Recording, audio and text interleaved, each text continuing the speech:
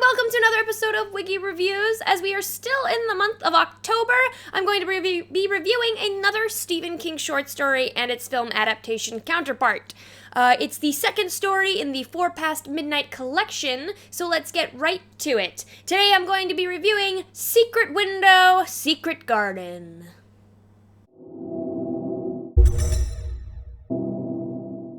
I'm going to be reviewing this the same way I did with The Langoliers. I'll start with the actual story and then compare it to the film adaptation. So, the story. A writer, King Staple number 1, named Mort Rainey, receives a strange visitor, John Shooter, who is a man from Mississippi, and he claims that Mort stole one of his stories. Mort, of course, denies the claim and tells Shooter to leave. Shooter leaves his manuscript on Mort's porch, before driving off, and Mort takes it, seeing that the title is Secret Window, Secret Garden, thinking, of course, I didn't steal a story, I never wrote a story like that. Eventually, he reads the first paragraph and realizes it's strikingly similar to one of his first short stories that he ever had published in a magazine called Sewing Season. Shooter continues to bother him, demanding that Mort admits that he stole from him or to give him proof that he actually wrote it first, even threatening him if he doesn't. While this is happening, there's also another kind of plot where we learn that Mort is going through a divorce, after he found his wife, Amy, in bed with a real estate agent named Ted. And she still lives in their house in Derry, Maine, King Staple number 2, while Mort is actually living in their summer cabin on Tashmore Lake. There are other characters important to mention, but I'll get to them in a minute. Back to the story. So Shooter gives Mort 3 days to give him proof that Mort actually published the story before Shooter wrote it. As an extra incentive, while Mort is sleeping, Shooter kills his pet cat, Bump. Mort tries to find a copy of the magazine as proof, refusing to involve police or tell people the real threat the strange man is presenting to him. And Shooter threatens not only Mort, but those close to him. More drama is brought on when the house Mort and Amy used to live in is burned to the ground, destroying Mort's proof. From there, things escalate. Shooter demands that if Mort can't provide the proof, he has to write a brand new short story and put Shooter's name on it as kind of like a fair is fair thing, setting wrongs right and all that. And Mort's paranoia continues to grow as he wonders is Shooter the one who burned down my house? Is there a chance that I actually did plagiarize from this guy and I just don't remember? Or is there a darker reason for Shooter's appearance? Of course, this all leads to major revelations and an intense, thrilling ending, if possibly somewhat predicting, but getting there was fun, and there was one twist I hadn't expected, so really, predictability forgiven in this instance. So that's the main story, the basic story of it. And let's talk about the characters then. Our main character is, like I said, a writer named Mort Rainey, and to be honest, I actually really loved this character. I mean, he's well written, and when I say that, I mean everything that happens in his head is well written. Most of it is told from his point of view. It's kind of like an internal monologue constantly going on inside him. You get to see the paranoia, the rationalizing that he goes through, taking in the small details around him. Everything that happens in his mind is so wonderfully written and is basically the entire basis of the tension and the thrills you as a reader feel. His interactions with the other characters are good, but really this character is fully defined by his inner monologue. Amy, Mort's ex-wife, soon-to-be ex-wife, divorcee, whatever, is one of those female characters that shows strength, but then falls into the trap of, well, pleasingness. And what I mean by that is she can be strong, but then drifts into those moments of, I don't want people to be mad. Can't we all just be friendly? Oh, please don't be mad at me. Is it my fault? I'm sorry if it's my fault, but it's actually your fault. But I don't want you to be mad at me. Why is this annoying? Because they're going through a divorce. A divorce that was caused by her not telling Mort about her affair or telling him that, you know what, I think our marriage is over. Sorry. So yeah, I kind of blame Amy for a lot of that being, but I'm going off on a tangent. The other characters I should mention, mainly for the sake of comparison, for the film adaptation. There is Greg Carstairs, the caretaker of the Tashmore Lake cabin that Mort is staying in. He kind of becomes Mort's confidant with regards to Shooter. Kind of. There's also Tom Greenleaf, another caretaker of Tashmore Lake. Dave Newsom, the Tashmore sheriff. And Fred Evans, the insurance investigator who went over Mort and Amy's burned down house. The largest name of all to mention in regards to the comparison of the book to the film is John Kintner. And I can't get into too much detail about that, but just remember that name, it'll come up. I'm going to bring him up again in a minute. Now then, so that's the book. Let's compare the book to the film adaptation. And if you didn't know there was a film adaptation, there was. It was called Secret Window. It starred Johnny Depp and John Turturro and other people I can't remember right now. And yeah, it was, I don't believe it was successful. I believe it was like, meh. So let's just get right into possibly why. First off, the book takes place in the late 80s, early 90s. To be honest, I'm not 100% sure. While the film was kind of brought forward to modernize it, takes place in roughly 2004-ish. So the dates were changed, technology was modernized, but that didn't bother me. They changed Bump the cat into Chico the dog, and, well, that didn't bother me either. They cut certain characters, though I am happy to say they kept the highly judgmental squirrel. Read it. But that didn't bother me, the cutting of those characters. So I guess let's just get right into what bothered me, because that's what you're here for, isn't it? What bothered me. So let's do a countdown. I have a little countdown of things that bothered me. So let's get right to it, shall we? Before we do that, though, I have to clarify. Right off the bat, these are my complaints about the changes they made that had me saying, why? These are not casting or acting choices. Putting it there. This has nothing to do with the acting or the casting choices. So let's go right into number 8. So instead of asking for a full short story, Shooter asks for a new ending to the story Mort stole. And was it just to add a little foreshadowing? 'Cause it didn't really work. So I ask, why? It made more sense having him ask for a full story. You know, right is right, fair is fair. So why would he ask for just an ending if Mort stole an entire story? Why wouldn't he have just, whatever. They tried to explain it stupidly and it didn't work. So number 7. Lost baby? Really? Okay.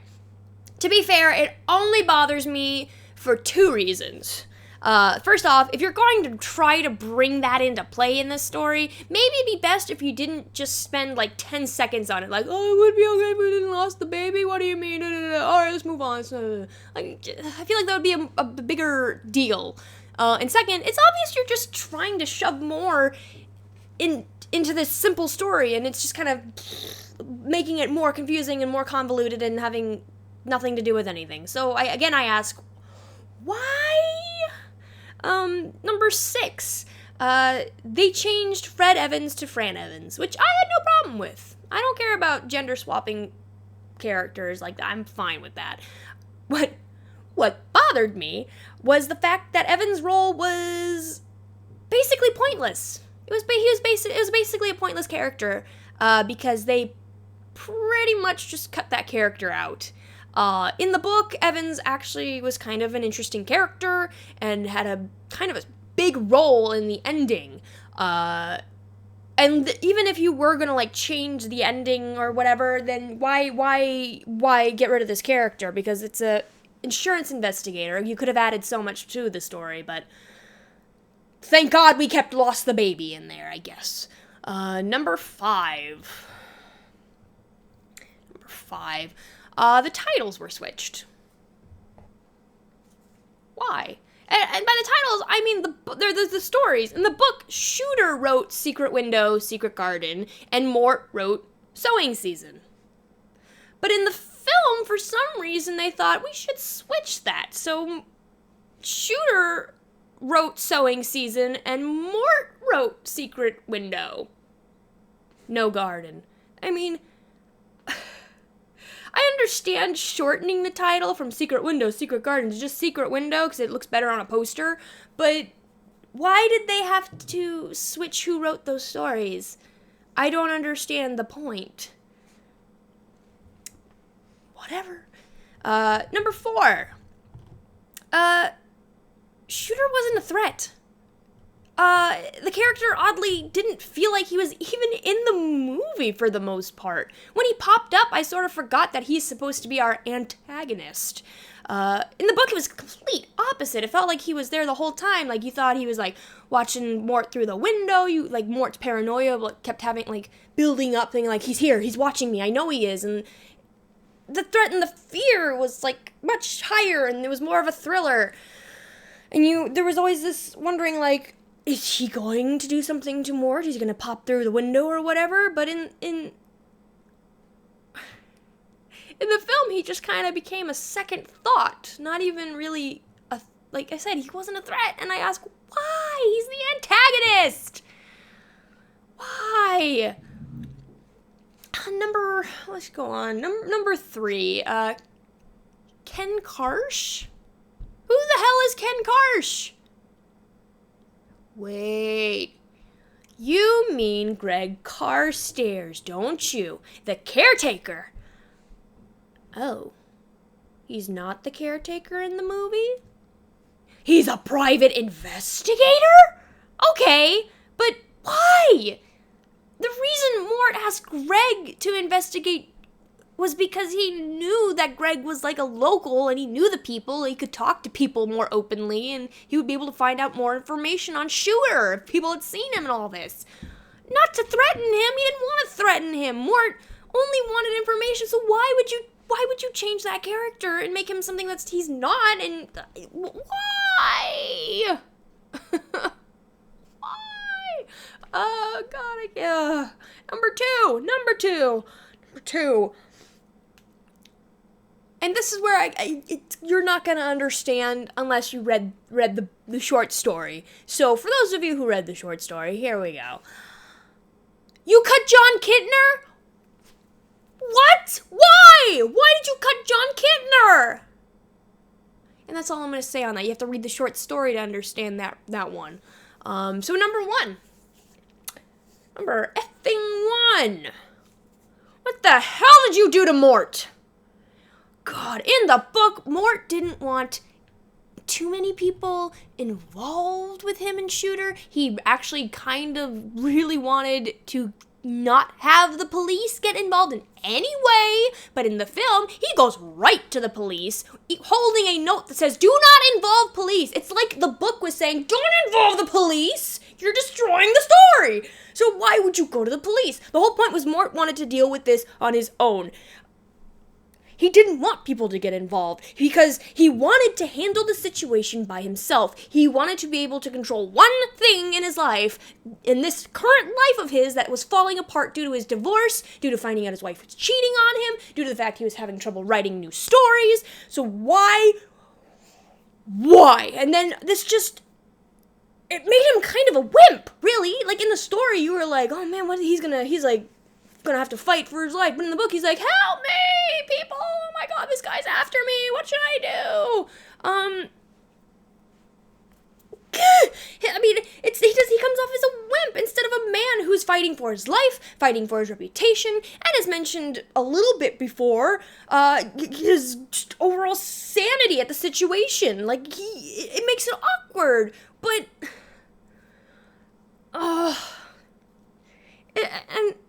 I think the main problem is that all of his character comes from the inner monologues in the book. And to be fair to films are rarely known to know how to handle inner monologues, since they're all visuals.